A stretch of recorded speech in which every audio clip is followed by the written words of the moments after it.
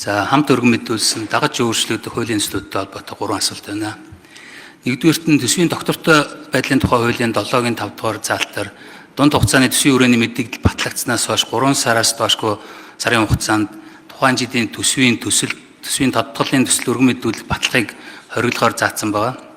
Тэгээд 7-гийн 6 дээр нь болохоор энэ заалтанд нь хамруулахгүй байх 2 зүйлийг заасан. Гамшигын аюулын хор оршиг, онцгой нөхцөл байдлын үр дагаврыг хайрлах гэсэн. Энэ дээр нэмж засгийн газрын бүтэц бүрэл түүнд өөрчлөлт оруулах тухай хууль батлагдсантай холбоотойгоор төсвийн тодтгол баталгаад энэ 7-гийн 5 дугаар заалт хамрахгүй байхаар хуулийн төсөл өргөн мэдүүлсэн байна. Энэтэй холбоотой нэг асуулт байна. Энэ заалт нь бол ерөнхийдөө их ерөнхий санагдчихаа. Сайд нарын эрхлэх асуудал өөрчлөгдөхөд засгийн газрын агентлаг шинэ хороо байгуулагдах гэх мэт асуудал ярилцах үед олон нийтийн хилцүүлэг хийхгүйгээр төсвийн тодтгол хийж зарлыг нэмэгдүүлэх юм уу бууруулах ийм боломж нэгдэж байгаа. Тэгэхээр энэ заалтыг гүйцэн боловсруулах чиглэл өгч энэ засгийн газрын бүтэц бүрэл түүнд өөрчлөлт оруулах тухай хууль батлагдсантай холбоотойгоор гэсэн энэ ерөнхий заалтыг засгийн газар шинээр байгуулагдсантай холбоотойгоор гэж өөрчлөх гэсэн энэ санал оруулах боломжтой юу гэдэг нэг юм санал байна. Асуулт нь болохоор сангийн сайдаас төсвийн доктортой байдлын тухай хуулийн 7-гийн 5 дугаар заалтын талаар ер нь та юу гэж бодож байгаа? 3 сарын хугацааны дараа дотор өөрчлөлт оруулж болохгүй. Тэгэд энэ 7-гийн 5-тай холбоотой энэ заалтанд хамруулахгүй байхаар ойрын үед төлөвлөж байгаа заалтууд байна уугүй юу? Сая бид нар ажлын хэсэг дээр болгонтой сайдаар гишүүнээр ахлуулсан ажлын хэсэг дээр энэ асуудлаар ярихад 34-ийн 2 асуудлаар бас ойрын үед энэ заалтанд хамруулахгүй байхаар төсөл бас яригдах шаардлага байна гэж ойлгосон. Энэ талаар сангийн сайдаас нэг тодруулга авъя.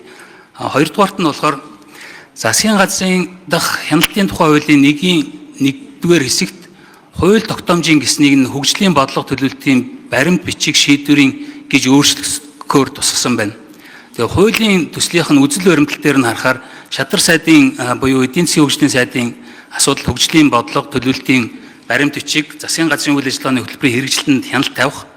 Хоёрдугаарт нь хэрэг эрхлэх газрын даргын асуудалд болохоор хууль тогтоомж засгийн газрын шийдвэрийн биелэлтэнд хяналт тавих асуудал гэж тусгасан байгаа. Гэтэл засгийн газрын тухай хуулийн 33-ийн 1-р зүйлийн 12-т засгийн газрын хэрэг эрхлэх газар нь энэ хууль тогтоомж засгийн газрын шийдвэрийн биелэлтэнд тавих хяналт шалгалтыг зохион байгуулна гэсэн заалтыг 2024 оны 7 сарын 10-нд энэ заалтыг хүчингүй болгоцсон байгаа. Тэгэхээр энэ хууль тогтоомжийн хэрэгжилт засгийн газрын шийдвэрийн биелэлтэнд цааш аль субъект ямар зөв заалтын дагуу хяналт тавих вэ гэдэг 2-р асуулт байна.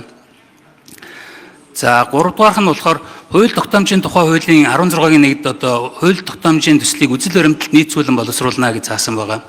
Засгийн газрын тухай хуулийн 34-2 дээр 2-р заалтыг хүчингүй болгож байгаа талаар энэ үзэл баримтал дээр ямар нэгэн асуудал дурдааг байгаа. Тэгэд яг энэ заалтыг нь аваад үзэхээр 34-2-ийн 1-дөр болохоор 3 яам байгаа. Хүн соёлтой аж ахуй хөнгөн үйлдвэрийн сайд, захин хөгжил инновац харилцаа холбооны сайд, эрчим хүчний сайд нар ажлын албатай байхаар ийм заалт хуулийн яг заалтыг харахаар 19-20-21 дээр ийм заалт байгаа. Тэгэхээр энэ сайдуудын ажлын алба нь татан буугдж ийн гэсэн үг үү? Энэ эсвэл энэ За хариулт өгье. Төшин гишүүнээ тэр хуулийн заалтууд яг нь ер нь бол төшин сахилга батлыг чиглэлсэн тэрийг илүү их чангатгсан үзэл баримтлал нь бол зөв юм уу санал нийлж байгаа. За яг цаг хугацааны хувьд дээрээс нь манайх шиг уулуурхайн эдийн засгийн хэдийг хамааралтай. За тэр нь биднээс өөрөөсөө хамаарахгүй гадаад нөхцөл байдлаас их хамааралтай. Ийм савлгаатай эдийн засгтай улс орны хувьд бас нэлээд бид өөрсдийгөө маневр хийх төсөл тэнцлүүдээ сайжруулах ийм боломжуудыг бас хязгаарлалчаад байна гэдэг нь өнөөдөр амьдрал дээр харагдаж байна л да. За та энийг ийм юм анзаараа 7-гийн 5-ын эхлэхдээ дунд хугацааны төсвийн хүрээний мэдээлэлгээ шууд эхэлсэн байгаа юм. Аль оных вэ гэдгийг заагаагүй. Жишээ нь бид нар энэ жил 2 төсвийн хүрээний мэдээлэл яриад байна шүү дээ. Бид нар ингээд тодтол хийж эхлэх гэж байгаа ч юм бол 25 оны төсвийн хүрээний мэдээлэлээр эхэлнэ. За гэтэл одоо ерөөсөө хэдхэн хоногийн өмнө сар өрхөө хугацааны өмнө бид нар 26 оныхоо төсвийн хүрээний мэдээллийг энэ жил баталчихсан. За одоо ингээд тодтол хийхээр чинь 25 оныхоо төсвийн хүрээний мэдээллийг өөрчилнө. Гэтэл төсвийн хүрээний мэдээлэл чи өөрөө дараагийнхаа 2 жилийн төсвийн төсөөллүүд нь байж идэг. За ингээд 25 оны төсвийн хүрээнд өөрчлөлт орохоор 26 27 оны төсөөллүүд нь өөрчлөгдөөд дахиад 26 оны буюу сая хэдхэн хоногийн өмнө баталсан төсвийн хүрээний мэдээлэл маань дахиад өөрчлөх шаардлага гараад ирж байгаа. За иймэрхүү өөрчлөлтүүдийг хийж иж тодтолоо хийхгүй бол бид нар нөгөө нэг 3 сар гэдэг хугацаагаараа дахиад 9 сарын 1-нд бид нар төсөө өргөн барьж чадахгүй болчихно.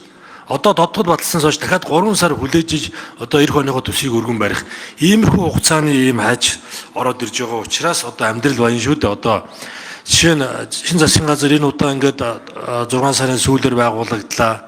Эсвэл одоо засгийн газрын бүтцэд өөрчлөлт орох, бүрэлдэхүүнд өөрчлөлтөд оруулах асуудлууд бол хизээж тохиолдож болно. Хизээж тохиолдож болно. За гэх мэт ийм одоо хязгаарлалтууд байгаа учраас энийг бас зохицуултуудыг нь хийж өгөхгүй бас болохгүй байна. Ийм юм байна. За тэгээд эдгээр өөрчлөлтүүд нь хэрвээ орчих юм бол ойрын хугацаанд бол ямар нэг хугацааны хайж байхгүй ингээд зөрчилгүй явчих боломж байгаа. Тэрнээс биш дахин энийг одоо өөрчлөлт авах шаардлага би гарахгүй болов гэж ингэж харж байна. За 7-гийн 5 6 дээр мөн та инглээ засгийн газрын бүтц бүрэлдэхүүн гэдгийг шин засгийн газар гэдгээр солио гэж байна. Болохгүй юу гэд. Тэр энэ хоёр бол ер нь адилхан. Шин засгийн газар байгуулагдаад бүрэлдэхүүнд нь өөрчлөлт орно, бүтцэд нь өөрчлөлт орж байгаа. А нөгөөх нь ч гэсэн бүтц гэж байгаа учраас нөгөө бүтц бүрэлдэхүүнд өөрчлөлт орсон тохиолдолд гэдэг нь өөрөө олон тохиолдлыг хамрах нөгөө арай илүү хүрээг хамрах учраас тэр заалтаар нь орж ирж байна гэсэн үг юм байна. За баярлалаа. Тэгээ эдийн засгийн хөгжлийн амд хөгжлийн бодлогын бичих баримтууд буюу алсын хараа 2050 Монгол улсын хөгжлийн үндсэн чиглэл 5 жилийн үндсэн чиглэл засгийн газрын үйл ажиллагааны 4 жилийн хөтөлбөр жилийн төлөвлөгөө төсөв зэрэг одоо бас бодлогын бичих баримтуудыг яаж хэрэгжилтийг хангаж гин гэдэг тал дээр хяналтаа тавина. За засгийн газрын хэрэглэх газар бол хууль тогтоомж засгийн газрын гаргасан одоо шийдвэрүүдийн биелэлтэн дээр хяналт тавина. Үйл ажиллагааны хяналт гэсэн үг. Урд нь 24 оноос өмнө бол яг ийм чиг үүрэгтэй байсан. 24 он сая сонгуулийн дараа хяналт хэрэгжүүлэх ерөнхий газар байгуулагдаад үндсэндээ энэ хоёр чиг үүрэг хоёулаа хяналт хэрэгжүүлэх ерөнхий газар хэрэгжүүлдэг болсон. Үүнийг одоо өөрчлөөд үндсэндээ 24 оноос өмнөх одоо чиг үүргөөр чиглүүлж байгаа юм аа. Өөрөөр хэлэх юм бол эдийн засгийн хөгжлийн ам бодлогын бичих баримтын хяналт тавина. Хэрэглэх газар бол үйл ажиллагааны хяналт тавих юм аа.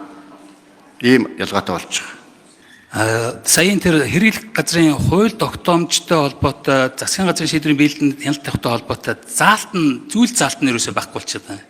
Тэгэхээр яг хуу хэрэгжүүлнэ гэж ярьж байгаа боловч яг хуулийн хувьд энэ зүйл заалт нь байхгүй болчихж байгаа учраас энэ нь дахиж оруулж ирэх юм уу эсвэл энийгээ буцаас сэргээх ийм асуудал байхгүй байсан юм уу гэдэг асуудал байгаад байгаа. Түрүүчийн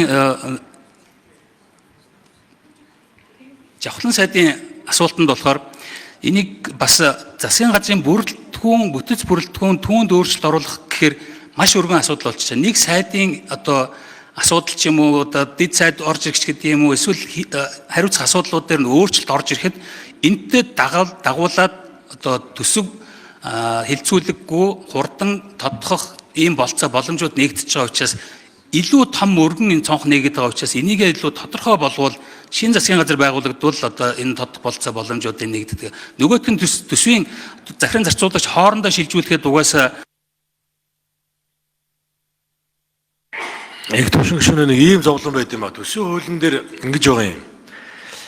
Төсвийн ерөнхийлөн захирагч яг тухайн жилийнхаа төсвийн хуулийн дээр ямар нэршлэлээр батлагдсан яг тэргүүгээр л одоо төсөв захиран зарцуулга эрхэн нэгддэг. Нэг сайдын нэг яамны одоо нэрэн дотор цэг таслал өөрчлөгдөхөд бүтэц бүрэлдэхүүнд өөрчлөлт орж ийн гэж үздэг.